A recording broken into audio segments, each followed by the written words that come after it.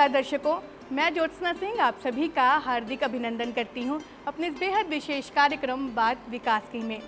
दर्शकों, इस कार्यक्रम में हम बात करते हैं भारत विकास परिषद के विकास कार्यों के बारे में और आज इस पर चर्चा करने के लिए हमारे साथ मौजूद हैं भारत विकास परिषद के राष्ट्रीय महामंत्री श्री श्याम शर्मा जी।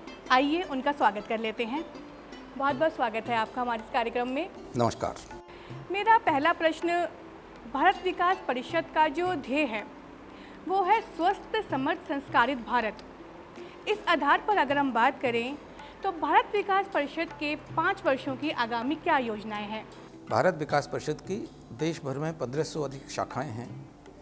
हर शाखा को स्वस्थ समर्थ और संस्कारित भारत, ये हमारा एक ध्येय वाक्य है और इसके आधार पर स्वास्थ्य से संबंधित जितनी भी सेवाएं हम समाज को दे सकते हैं, छोटे स्तर से लेकर के और बड़े स्तर तक वो देश भर में दी जा रही है। योग के माध्यम से शरीर किस प्रकार से स्वस्थ रह सकता है, ये पूरे देश भर में कार्यक्रम चलते हैं। इसी प्रकार से गांवों में, बस्तियों में जो लोग हैं उनका स्वास्थ्य ठीक रहे, इसके लिए हमारे पास स्वास्थ्य शिविर भारत विकास परिषद की प्रत्येक शाखाएं लगाती हैं। जटिल बीमारियों के लिए देश में एक अस्पताल भी हमारे ये काम करते हैं, जिसमें सभी प्रकार की बीमारियों का इलाज बहुत ही सस्ती दरों पर देश भर में किया जाता है।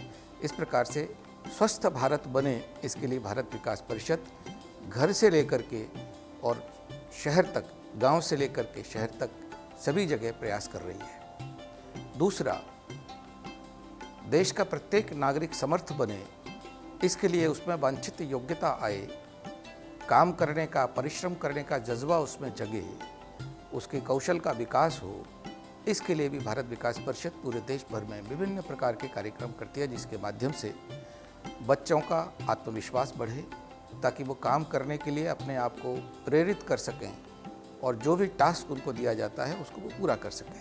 इसी प्रकार से कौशल विकास में भारत विकास परिषद ने बड़े पैमाने पर दूर दराज तक जाकर के कई प्रकार के कार्यक्रम किए हैं, जिसके कारण से नौजवानों को अपने अपने कौशल का विकास करने का अवसर मिलता है, जिसके कारण से वो पारिवारिक रूप से, आर्थिक रूप से और सामाजिक रूप से समर्थ बनते हैं। और भारत विकास परिषद पूरे देश भर में इसी प्रकार से काम कर रही है ताकि समर्थ नागरिकों का निर्माण हो सके और जो सुविधाओं से वंचित बंधु हैं उनको किस प्रकार से हम बराबर के स्थान पर खड़ा कर सकें, उनको वो सब चीज़ें हम उपलब्ध कराने का प्रयास कर रहे हैं। उसी प्रकार से हर एक बच्चे का, हर एक व्यक्ति का अपने लिए, अपने परिवार के लिए, अपने समाज के लिए और अपने देश के लिए किस प्रकार का भाव, आचरण, विचार उसके अंदर होना चाहिए, इसके लिए एक जीवन जीने की जो शैली है उसको हमारे यहाँ एक संस्कार युक्त जीवन कहा गया है। तो वैसा संस्कार युक्त जीवन बनाने के लिए भारत विकास परिषद देश भर में अनेक प्रकार के कार्यक्रम करती है। बच्चों के लिए संस्कार शिविर का लगाना, देशभक्ति के गीतों की प्रतियोगिता कराना, गुरु वंदन, छात्र अभिनंदन के माध्यम से गुरुओं के प्रति श्रद्धा और सम्मान का भाव हमारे प्रत्येक छात्र के मन में आए। अगर गुरुओं के प्रति श्रद्धा और सम्मान का भाव होगा तो जो शिक्षा गुरु हमको प्रदान कर रहे हैं वो प्रभावी होगी और उपयोगी होगी, यशस्वी होगी। भारत विकास परिषद इन सभी चीज़ों को लेकर के देश भर में बड़े उत्साह के साथ, जिम्मेदारी के साथ धीरे धीरे काम को बढ़ाते हुए आगे बढ़ रही है। यकीनन भारत विकास परिषद बहुत ही सराहनीय कार्य कर रही है। मेरा दूसरा प्रश्न कोविड-19 महामारी से जुड़ा हुआ है। जैसा कि कोरोना ने पूरे विश्व भर को अपने चपेट में ले लिया और भारत में तो उसका खासा असर देखने को मिला। ऐसे में भारत विकास परिषद द्वारा क्या क्या कार्य किए गए? और मैं इसमें एक प्रश्न और जोड़ना चाहूँगी कि जैसे ही तीसरी लहर आने की बात हो रही है, उसके लिए भारत विकास परिषद की क्या तैयारियाँ हैं? ये बात सच है कि कोरोना की जो दूसरी लहर आई है, इसने पूरे समाज को झकझोर दिया है और हम सबके सामने ऐसे सैकड़ों दृष्टांत हैं, उदाहरण हैं, जिसमें परिवार के परिवार उजड़ गए हैं। लाख कोशिश करने के बाद में भी सरकारों ने, स्वयंसेवी संस्थाओं ने बहुत प्रयत्न करने के बाद भी हम हजारों लोगों की जान बचा नहीं पाए हैं। ये बहुत बड़ा एक त्रासदी हम सबके सामने खड़ी हुई थी, लेकिन फिर भी समाज ने खड़े होकर के बड़ी धैर्य के साथ उसका मुकाबला किया और आज जो स्थिति बनी है उसमें धीरे धीरे कोरोना की द्वितीय लहर का प्रभाव समाप्त होने के कगार पर है, लेकिन ये बात सच है कि कोरोना समाप्त नहीं हुआ है। इसलिए भारत विकास परिषद भी इस सूत्र को अपने हृदय में संजोए हुए है और प्रत्येक व्यक्ति को ये आग्रह भी हमेशा करती आई है कि कोरोना गया नहीं है, कम हुआ है। इसलिए इसके प्रति जो जागरूकता है उसमें कमी नहीं आनी चाहिए। मास्क लगा कर रहें, सैनिटाइज अपने हाथों को करते रहें, साबुन से धोते रहें, दूरी बना के रखें। ये सब सावधानियां सबको अभी करनी हैं क्योंकि कोरोना अभी गया नहीं है। एक तो ये विषय इसमें था। दूसरा, इस कोरोना से जो नुकसान हुआ है और जो त्रासदी हुई थी उसमें भारत विकास परिषद के कार्यकर्ताओं ने गांव-गांव, ढाणी-ढाणी, जहाँ भी ये दृश्य दिखाई दिया, जहाँ हमारी पहुँच हो सकती थी, वहाँ सभी परिवारों को जो व्यवस्थाएं हमको करके देनी चाहिए थी, चाहे उनके लिए भोजन व्यवस्था देनी हो, सूखा राशन देना हो, दवाइयाँ उपलब्ध करानी हो, अस्पताल में एडमिट करवाना हो, ऑक्सीजन की व्यवस्था करानी हो और कंसंट्रेटर्स जगह जगह पर उपलब्ध कराने हो, यहाँ तक कि हॉस्पिटल में जो आवश्यक जीवन रक्षक औषधियाँ इसके लिए आवश्यक थी, उनकी भी व्यवस्था भारत विकास परिषद ने पूरे देश भर में की है। और हम ये कह सकते हैं कि समाज ने इसमें हमको भरपूर योगदान दिया है।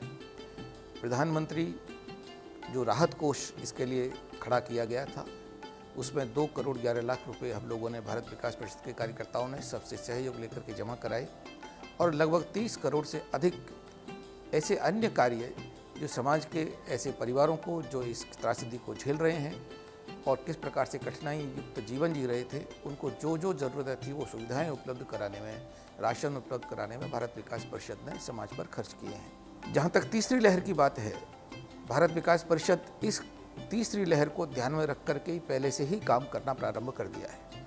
ऐसा कहा जा रहा था कि तीसरा जो लहर अगर आएगी तो इसका दुष्प्रभाव बच्चों के ऊपर अधिक पड़ने वाला है। इसलिए बच्चों को टारगेट करके और उनके लिए किस प्रकार से हम सुविधाएं जुटा सकें, इसके लिए हमने प्रयत्न किया है। सबसे पहले तो हमारे पास जितने भी इस प्रकार के अस्पताल थे उसमें हमने अपना स्वयं का ऑक्सीजन जनरेशन के प्लांट्स स्थापित किए हैं ताकि भविष्य में अगर ज़रूरत पड़े तो बाहर से ऑक्सीजन लाने की आवश्यकता नहीं पड़ेगी। दूसरा, जीवन रक्षक उपकरण जिसमें वेंटिलेटर्स और बाईपैप्स आदि जो होते हैं उनकी पर्याप्त संख्या समाज के सहयोग से और बड़ी संस्थाओं के सहयोग से हमने एकत्रित की है, जिसके कारण से चिकित्सालयों में अब वेंटिलेटर के कारण किसी की मृत्यु नहीं हो पाएगी। विशेषकर बच्चों के लिए विशेष आईसीयू वार्ड अगर वो किसी प्रकार से होते हैं तो उनके लिए आईसीयू वार्ड की संरचना की है और वेल इक्विप्ड आईसीयू वार्ड्स बनाए हैं। लेकिन इसके साथ ही हम ये जानते हैं कि छोटे बच्चे अपनी माँ से दूर नहीं रह सकते। अगर माँ तो आइसोलेट हो सकती है, लेकिन बच्चे को आइसोलेट कैसे करेंगे, इसके लिए पूरे देश भर में हमने अभियान चलाया है कि माँ और बच्चे को कौन से कार्यक्रम दिए जाएं जिसके कारण से अगर बच्चा आइसोलेशन में है तो उसका समय पूरा ठीक ढंग से निकल जाए। इस प्रकार से ऐसे कई कार्यक्रमों की रचनाएं की हैं जो और सबको ट्रेनिंग भी दी है इसकी। उनके माध्यम से वो माताएं और वो बच्चे आपस में कैसे जुड़े रहें और जो उनका आइसोलेशन का खंड चलेगा उसमें वो बोर नहीं हो और उनको ऐसा एहसास नहीं हो कि हम एक अलग से आइसोलेट करके रखे गए हैं। इस प्रकार की रचना भारत विकास परिषद की पूरी शाखाओं ने अपने कार्यक्रमों में स्थापित की है। मेरा अगला प्रश्न है मातृशक्ति और युवाओं को लेकर। अगर हम बात करें महिला सशक्तिकरण की और युवाओं में संस्कारों की, तो भारत विकास परिषद इनके लिए क्या क्या प्रकल्प चला रहा है? हम सब जानते हैं कि मातृशक्ति की जनसंख्या आधी है और जब भी समाज ने करवट बदली है, समाज में कोई परिवर्तन आया है, तो वो सफल तभी हुआ है जब मातृशक्ति का संपूर्ण योगदान उसमें मिला है। भारत विकास परिषद इस विषय को भली भांति समझती है और इसलिए भारत विकास परिषद ने अपने संगठन में एक पूरा विभाग इस काम के लिए खड़ा किया है जो महिला एवं बाल विकास के नाम से जाना जाता है और उसकी रचना केंद्र से लेकर के हर ब्रांच तक हमने स्थापित की है। और आपको ये सुखद अनुभव होगा कि कोरोना के पीरियड में हमारी महिलाओं की इन टीमों ने पूरे देश भर में हजारों प्रकार के कार्यक्रम किए थे ताकि परिवार और बच्चे उसमें जो हमारा आइसोलेशन का टाइम निकला था, लॉकडाउन के टाइम निकले थे, उसमें हर परिवारों को विशेष प्रकार के कार्यक्रम उन्होंने बना करके दिए। महिलाओं की तो बहुत ही विशेष भूमिका है और हम आगे भी संगठन में महिलाओं को महत्व देते हुए एक उनमें नेतृत्व की क्वालिटी पैदा करें, इसके लिए ट्रेनिंग का काम चल रहा है और जिन जिन महिलाओं में ये योग्यता है उनको आगे बढ़ाने का भी हम काम करते हैं। किसी न किसी प्रकार से महिलाएं संस्कार के क्षेत्र में सर्वोत्तम गुरु का स्थान रखती हैं। इसलिए महिलाओं को किसी न किसी प्रकार से हमको आगे रखते हुए और उनकी योग्यता के अनुसार उनको जिम्मेदारी देने का काम हम कर रहे हैं और महिलाओं की सहभागिता पूर्ण रूप से संगठन में हो ताकि संगठन का व्याप पूरे देश भर में बड़े पैमाने पर बढ़ सके। और बात करें युवाओं की, अगर युवाओं के लिए हमने जो संस्कार के कार्यक्रम महत्वपूर्ण हैं, युवा क्या चाहता है?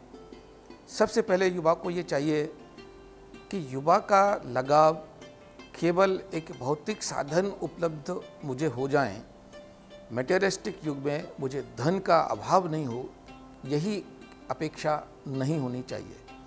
हमने युवाओं को संस्कार देने का जो कार्यक्रम किया है कि पहचानिए कि आप में बड़ी ताकत है और आप अगर केवल अपने लिए सोचेंगे तो भला देश का भविष्य कैसे होगा।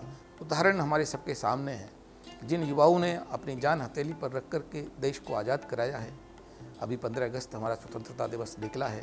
हमने उन सभी वीरों को, बलिदानियों को स्मरण किया है, नतमस्तक हम उन सबके सामने हुए जिन्होंने अपनी तरुणाई को, अपने यौवन को देश के लिए समर्पित कर दिया और वो अपने से ऊपर उठकर, अपने परिवार से ऊपर उठकर भी देश के लिए उन्होंने अपने प्राण न्यौछावर किए।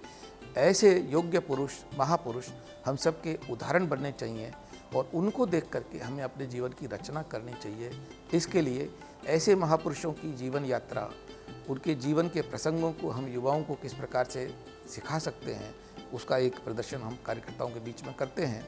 दूसरा, ऐसे कार्यक्रमों के माध्यम से उसमें नेतृत्व क्षमता का विकास किस प्रकार से हो कि वो अपने विषय को बड़े प्रभावी ढंग से लोगों के बीच में रख सकें और कार्यकर्ताओं को प्रेरणा देते हुए कैसे अपने एक बड़े ग्रुप को साथ में लेकर के आगे बढ़ सकते हैं। तो उनमें जो नेतृत्व कौशल है उसका विकास हम करना चाहते हैं। लेकिन जो भी ताकत उनमें आए, जो भी योग्यता उनमें आए, फिर उसका अंतिम परिणति क्या होनी चाहिए, इसके लिए भी हम उनको आगाह करते हैं और निवेदन करते हैं कि अंतिम परिणति हमारी है कि मैं जो भी हूँ, जितना भी योग्य बन जाऊँ, जो भी योग्यताएं मुझ में आ जाए, बड़ा भी हो जाऊँ, लेकिन जो कुछ भी मेरे पास में है वो मैंने समाज से प्राप्त किया है और उसमें मेरा तो योगदान बड़ा अंश मात्र है, लेकिन मेरे समाज का योगदान बहुत बड़ा है, मेरे देश का योगदान बड़ा है और सबसे ज़्यादा परमात्मा का उसमें योगदान है। इसलिए जो भी सफलताएं मुझे जीवन में मिलें उसको मुझे अपने देश के लिए, अपने समाज के लिए और उस परम पिता परमेश्वर के लिए समर्पित कर देने का भाव मन में रखना चाहिए, जिसके कारण से उसको कभी भी अहम और अहंकार की भाव उसके मन में प्रभावी नहीं होगा, जिसके कारण से लोग भटक जाते हैं और पथभ्रष्ट होकर के अपना जो योग्यताएं उन्होंने अर्जित किया उनको समाप्त कर बैठते हैं। इसलिए भारत विकास परिषद प्रमुखता से बच्चों में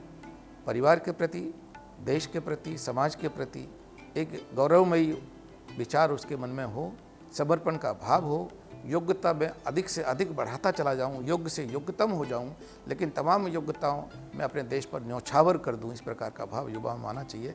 इन्हीं भावों को लेकर के हम नौजवानों के बीच में जाते हैं और कौशल विकास का काम इनमें भी काम आता है। कोई पैरों पर खड़े हो सकें, स्वाभिमानपूर्वक जीवन जी सकें, उनको प्रेरणा देने की योजना भारत विकास परिषद करती है। टाई अप हम इंडस्ट्रीज से भी इसमें करते हैं।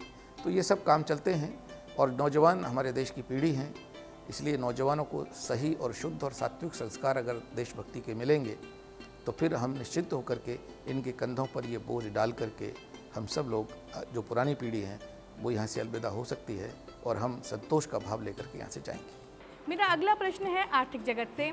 जो हमारे देश के उद्योग हैं और जो रोज़गार है, क्या उनके लिए भी भारत विकास परिषद कुछ कार्य करता है? यदि हाँ, तो वो क्या है? देखिए, भारत विकास परिषद तो मूलतः व्यक्ति निर्माण का काम और श्रेष्ठ व्यक्तियों के समूह को संगठित करने का काम करता है। उद्योग जगत में हजारों लोग अपनी श्रेष्ठता प्राप्त किए हुए हैं और उन्होंने अपने पुरुषार्थ से, परिश्रम से, त्याग से ये सब जो भी उनके प्रतिष्ठान हैं वो खड़े किए हैं। इसलिए हम ये मानते हैं, अगर ऐसे श्रेष्ठ लोगों को हम भारत विकास परिषद के माध्यम से किसी एक मंच पर लेकर के आएँ और उनके सामने ये विषय रखा जाए कि देश के नौजवानों को हमको अधिकाधिक रोजगार किस प्रकार से दे सकते हैं, चूँकि वो संस्कार युक्त युवा हैं जिनको भारत विकास परिषद ने तैयार करके समाज के सामने खड़ा किया है। लेकिन केवल संस्कारों से काम चलेगा नहीं, उनके लिए कोई व्यवसाय और उद्योग और रोटी रोजी की व्यवस्था हमको करनी पड़ेगी। तो भारत विकास परिषद इस प्रकार से उद्योग जगत के लोगों से संपर्क में है और आने वाले भविष्य में किसी न किसी प्रकार से ऐसा हम टाई अप करने वाले हैं कि नौजवान हम उपलब्ध कराएंगे और उद्योगों की जो आवश्यकता है उसकी पूर्ति इन नौजवानों के माध्यम से होगी। ऐसे हमारे प्रयास जारी हैं। यकीनन भारत विकास परिषद बहुत ही सराहनीय कार्य कर रहा है और इसका श्रेय कहीं ना कहीं देश भर में कार्य कर रहे हमारे कार्यकर्ताओं को जाता है। जिस प्रकार से वो अथक मेहनत, प्रयास और सेवा भाव से भारत विकास परिषद के माध्यम से सेवा कार्य कर रहे हैं, ये शायद उसी का ही परिणाम है। मेरा आखिरी प्रश्न इसी से ही जुड़ा हुआ है, क्या संदेश देना चाहते हैं आप देश भर में कार्य कर रहे भारत विकास परिषद के कार्यकर्ताओं के लिए? सौभाग्य से हमको मनुष्य के रूप में जन्म मिला है और उससे भी बड़ा सौभाग्य हमारा है कि हमको भारत की भूमि पर जन्म मिला है, जिस पर स्वयं भगवान भी जन्म लेने के लिए, अवतारित होने के लिए लालायित रहते हैं। तो ऐसा योग और संयोग हमको मिला है, इस जीवन को हमें व्यर्थ नहीं गंवाना है। इसलिए जो कुछ भी हमें पाया है, जो कुछ भी हमको मिला है, आइए हम पूर्ण उपलब्धता हासिल करने के बाद उसको समाज को लौटाने का, समाज के ऋण को चुकाने का जो हमारा दायित्व है, धर्म है, उसको कदापि नहीं भूलें। हमारे समाज में अभी हजारों करोड़ों लोग ऐसे हैं जो संकट में हैं, कठिनाइयों में जीवन जी रहे हैं, अभी उनका विकास, विकसित होना बाकी है। ऐसे सभी बंधुओं को कैसे हम ऊपर उठा सकते हैं, वो हमारे ही अपने परिवार के लोग हैं। इस भाव को हृदय में धारण करके हम 2 व्यक्तियों को भी अगर अपने ऊपर उठा सका, उनका जीवन सामान्य बना सका, तो हमारा जीवन धन्य होगा। यही मेरी सभी नौजवानों से अपील है कि आइए हम अपने जीवन को धन्य तभी बना सकते हैं जब हम मातृभक्ति के चरणों में, माता के चरणों में ये बंधन करते हुए अपने समाज के उन लोगों को जो अभावग्रस्त हैं, जो दुखी हैं, पीड़ित हैं, वंचित हैं, उन सबको किस प्रकार से हम प्रेम, सद्भाव और संरक्षण दे सकते हैं, ऊपर उठा सकते हैं, इसके लिए हम सबको प्रयत्नशील रहना चाहिए। आपने हमें इतना कीमती समय दिया, आपका बहुत बहुत धन्यवाद। धन्यवाद, धन्यवाद, धन्यवाद। तो ये थे भारत विकास परिषद के राष्ट्रीय महामंत्री श्री श्याम शर्मा जी, जिन्होंने हमें भारत विकास परिषद के आगामी योजनाओं के बारे में बताया। जो लोग विकास वार्ता को देख रहे हैं, यदि उन्होंने अभी तक इस चैनल को सब्सक्राइब नहीं किया है तो वो शीघ्र ही इसको सब्सक्राइब कर लें, वीडियो को लाइक करें, शेयर करें और कमेंट करना ना भूलें। अब मैं आपसे लूँगी इजाज़त। नमस्कार।